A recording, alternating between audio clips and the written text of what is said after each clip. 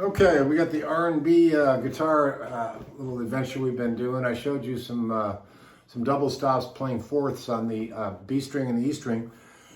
Now I want to extend that lesson a little bit, and I'm going to play the same loop for you, which is just an F major 7th to C major 7th. I'm not going to show you those chords this time because I did last time. So if you need to reference that, it'll be marked in the lesson I just gave you. This is sort of part 2 of my R&B lesson.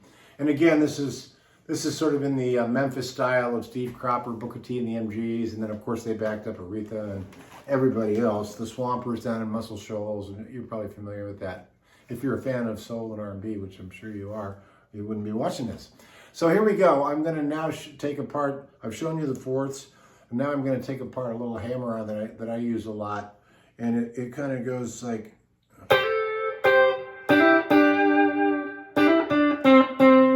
So I'm basically doing it's an F chord. It's just a lick I've chosen to show you today. And what I'm doing is I'm hammering on the 8th to 10th fret on the B string, and I'm also leaving the C note to ring out. So again, it's a fourth, like that, right?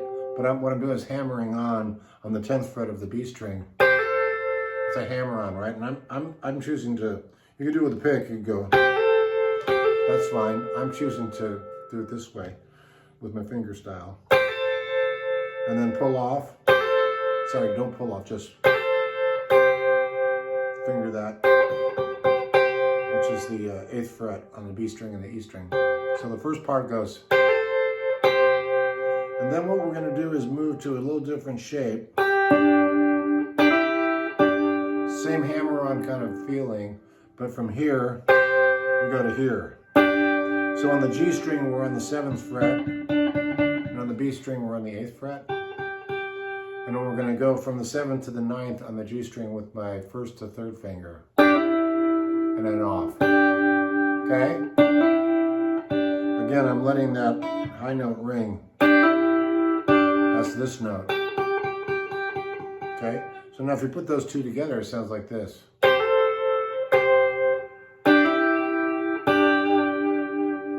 And then you can just rest on it here, which is the 5th fret on the D and G string. That's pretty good for now. So if you put that together in slow motion, it would sound like this.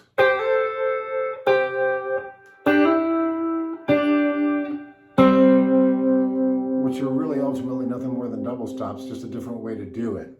And if you mix those together with the, like I showed you on the last lesson, it's going to kind of put together a,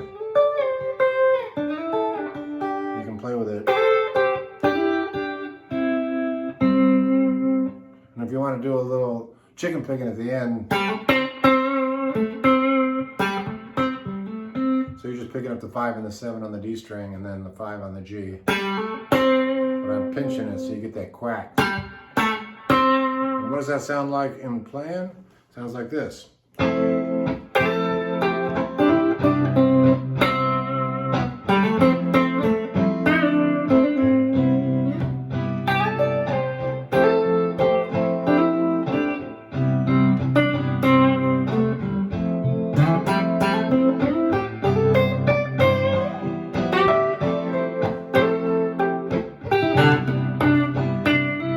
Mess around.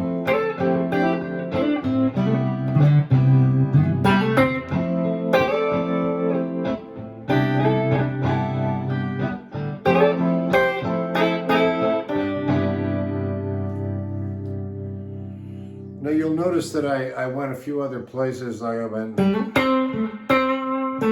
just playing with the melody. That's just the 5 and the 7 on the D and G string. If you want to slide back to that 3rd fret on the A, which is the root C, so you can get into the little half step, and that's all part of the.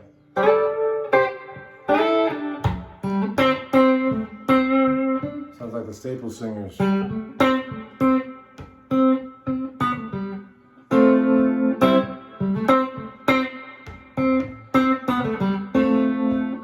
I know a place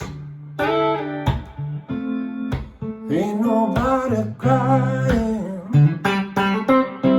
So there it is. I'm just doing it in C major to an F. I'm still using the. Ain't nobody crying. Ain't nobody worried. So you can use that in all different approaches, but just know that I'm just doing a 1-4-1-4, you know. It's just a, but with a different inversion. You know, you got a C, a partial of a C power chord, and all you're doing is barring the D, the G, and the B on the 5th fret, and then hammering on 7 and 6 on the D and B string. That was like Keith, right?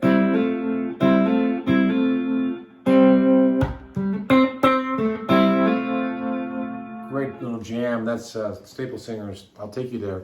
Pop Staples on guitar. And they come from that Memphis tradition for sure. And we were talking a little bit about Muscle Shoals, Alabama, and all the great players that came out of it, the Swampers. And Steve Cropper obviously was at the center of all this. He played with everybody from Aretha to you name it. So once again, I'm going to play out, and hopefully you can, I'll play it slowly. I'll play the licks slowly, and hopefully you can decipher from what I just showed you some stuff that you can actually use in your playing and actually apply it to any key. And in the next lesson, I'm going to tell you exactly how to apply this to different keys.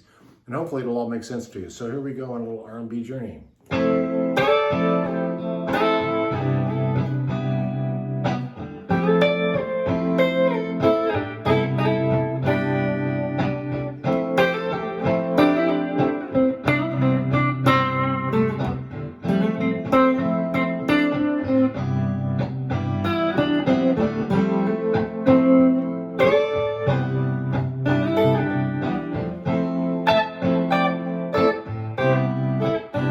Way up here. So that's nothing more than this right here, but playing an octave up. So if I'm doing this, 1, 2, 3, 4. Now I'm going to go up to an octave up here. Okay? Now what you can do is do this, and all the way up, and watch this. What was I doing there? I was doing this. Slow motion. I'm doing an upstroke on the high E. Okay, and then you just come down off the B string. And if you do that, you just repeat that ding-dong, ding-dong, like this.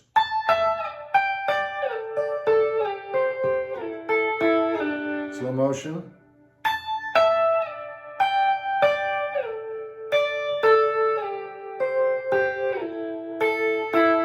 And all I'm doing is repeating this, the same, that same 8-10, and then repeating that same 3-5, all the way to the octave. And then I was doing this.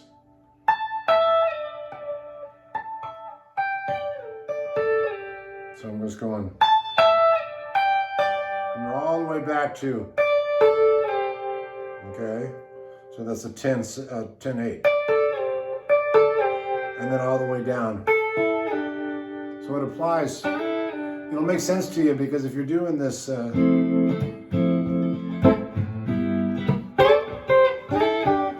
almost all of it works at any different time.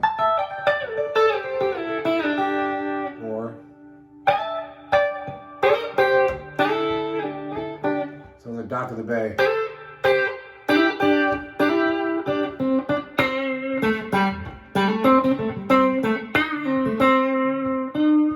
Okay, that's enough of that for today.